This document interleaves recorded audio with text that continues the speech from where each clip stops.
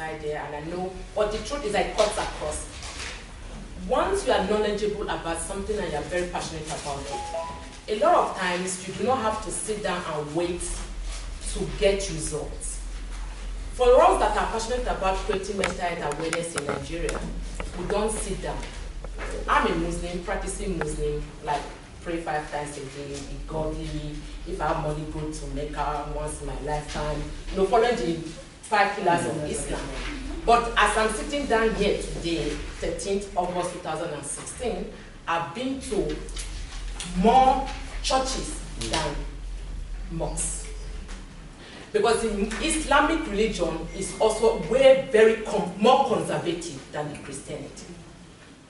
Why do I do that? We now have churches that are now coming out openly to say, yes, we've been fasting and praying, but we need results. I'm sure this broke the internet like 2 weeks ago. She knows about it. A young banker who has a 10-year-old child shooting himself in front of his pastor and in front of his church.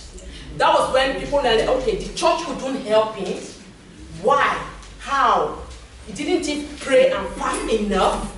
So these are the things that you do see. So what we want to let you know that they have limitations.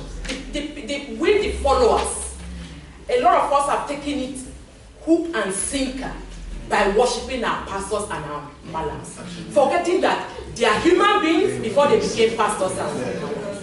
And it's so sad. Oh, daddy, oh, mama yard, all manner of names, we've developed to, idolize our pastors. And you will travel, you will not buy one thing for yourself, you will buy a box for your pastor and malam. What is the difference between you and somebody practicing an idol, babalao?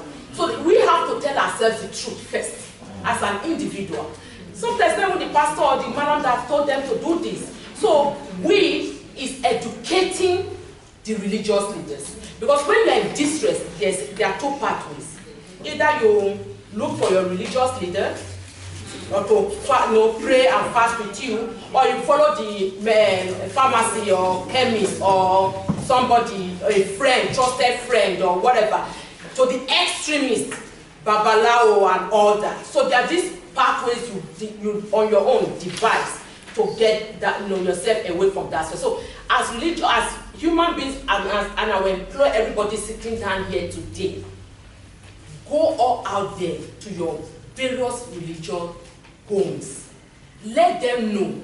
If your pastor tells you, throw away your medication, this medication, if you take it, you will not let God heal you. Tell the pastor that even in the Bible and in the Quran, they say that they tell you that what is this saying again now? Everyone heals those who heal themselves. Because if I have headache and she has headache and she takes, I'm taking Panadol, I'm telling myself, God, this is Panadol I'm taking, let me be cured. And she tells God, God, take care of me. There are 7 billion people on earth. So who is God going to look after first before answering that question? So we should be blindly optimistic and telling ourselves that God will take control. So educating them, starting from you, is very important. Sorry, can I say something? Can I just say something? Hello, please, can we have a bit of silence as each person speaking, please? Thank you. Do you know, if you take a look at Brent, right, Brent is 65% from the BME community, right? So 65% of the population, right, is outside of the UK. Right? So we have a very rich, diverse community in Brent, right? And how is it, right, that we are able to work together, to live together, and understand everyone's culture, identity, and their faith and their beliefs? Because do you know what? The one thing we do, right, is we talk to people. Right? We respect the identity of those individuals. We have the multi-faith forum. This is where all the faith leaders get together and they talk to each other, and then we bring together all the professionals, all the individuals, right, that we need to, right, so that we can go out to those communities. We can go to the churches, we can go to the mosques, we can go to the synagogues, we can go to the temples, and we can understand what the communities actually need and what the problems are, what the issues are, and then people like myself, working with Lade and everybody else, right, we can then, and Ian here as well, right, and work with those professionals to tailor some of those services, because at the moment, we're talking about suicide and depression. I think one of the biggest things that fails our communities, right, is that the services don't actually understand the communities they're trying to serve.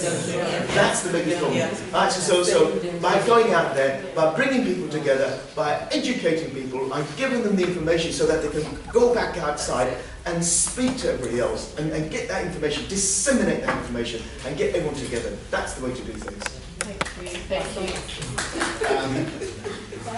Can I just say something quickly as a pastor? There's a difference, a major difference between faith, foolishness, and